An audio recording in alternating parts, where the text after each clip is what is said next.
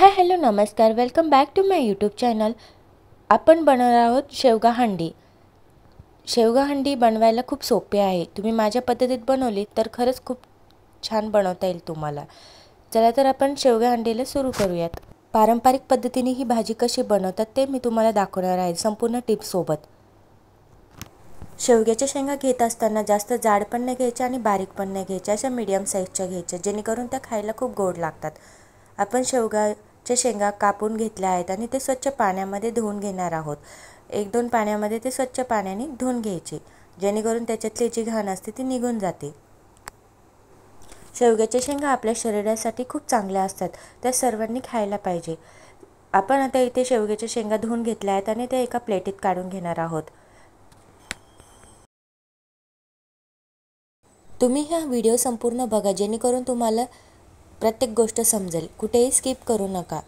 आता आपण मसाला तयार करून घेत आहे. त्यासाठी आपण खोबरं किसून घेत आहोत.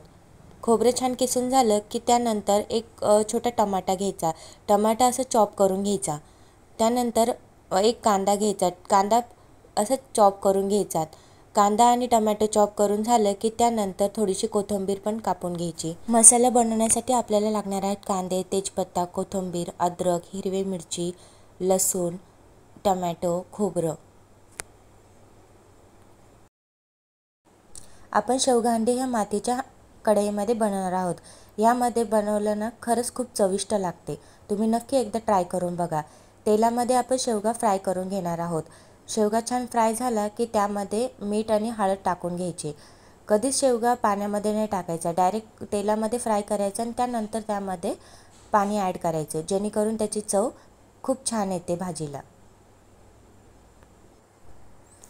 आपली आजी पण अशा मातीचे भांडे वापरत होते. खरंच ह्या भांड्यामध्ये भाजीची चव अत्यंत रेस्टॉरंटसारखी येते. तुम्ही नक्की एकदा ट्राय करून बघा. आता आपण बनवणार आहोत भाजीचा मसाला. त्यासाठी आपण खोबरं किसून घेतलं व ते तव्यावर छान असं तांबूस रंगापर्यंत भाजून घ्यायचं. खोबरं जास्त जाळायचं नाही, नाहीतर भाजी कडू लागते. असा कलर आला की आपलं खोबरं भाजून झालं. त्यानंतर आपण कांदा पण फ्राय करून घेणार आहे. कांदा पण जास्त काळा नाही होऊ द्यायचा, जेणेकरून आपली भाजी कडू लागत नाही. आता आपण हिरव्या मिरच्या भाजून घेणार आहोत.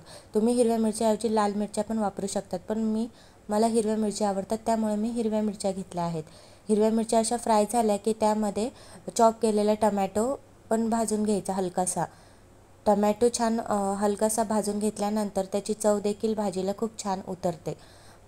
तुम्ही माझ्या पद्धतीत ही भाजी बनवलीत, नक्कीच तुम्हाला खूप आवडेल. थोडीशी यावर कोथिंबीर आणि तेजपत्ता देखील टाकून घ्यायचा आणि परत एकदा थोडंसं फ्राय करून घ्यायचा. आता आपण हा मसाला मिक्सरच्या जारमध्ये टाकला आहे. हा मसाला पूर्ण थंड होऊ द्यायचा, त्यानंतरच मिक्सरमधून हे काढून घ्यायचं. आपला मसाला तयार आहे. आता आपण भाजीला सुरू करूयात. मातीच्या भांड्यामध्ये भाजी बनवत असताना नेहमी एक गोष्ट लक्षात ठेवायची, ते डायरेक्ट गॅसवर कधीच ठेवायचं नाही. त्यामध्ये थोडंसं तेल टाकायचं आणि मगच ते गरम करायला ठेवायचं.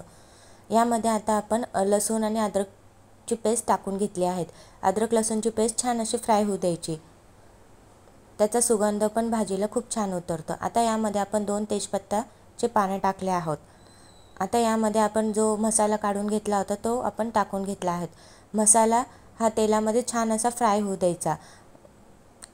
भाजी बनवत असताना गॅसची फ्लेम ही कमीच ठेवायची, जेणेकरून आपली भाजीला चव छान येते. यामध्ये आता आपण थोडीशी कोथिंबीर टाकून घेतली आहे. अशी तेलामध्ये कोथिंबीर टाकली की त्याचा सुगंध देखील भाजीला खूप छान उतरतो. यामध्ये आपण किचन किंग मसाला टाकला आहे. किचन किंग मसाल्याने भाजीला चव छान येते. आता आपण याच्यामध्ये धने पावडर टाकला आहे 1 चमचा.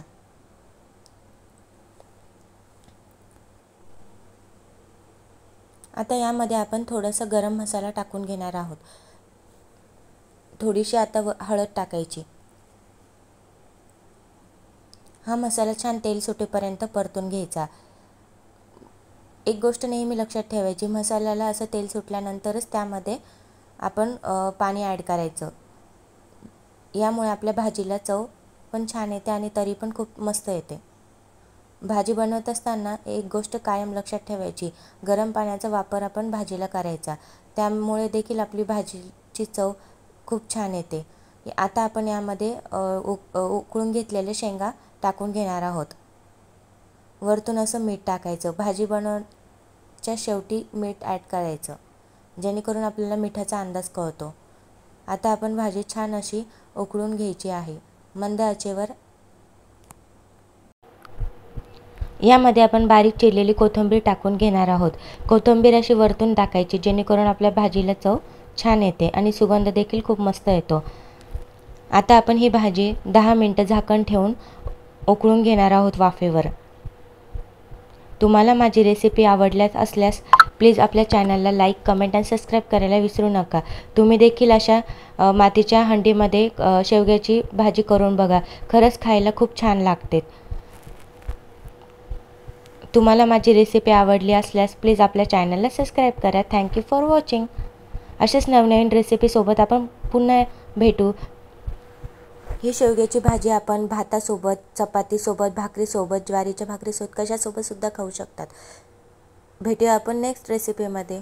Thank you for watching.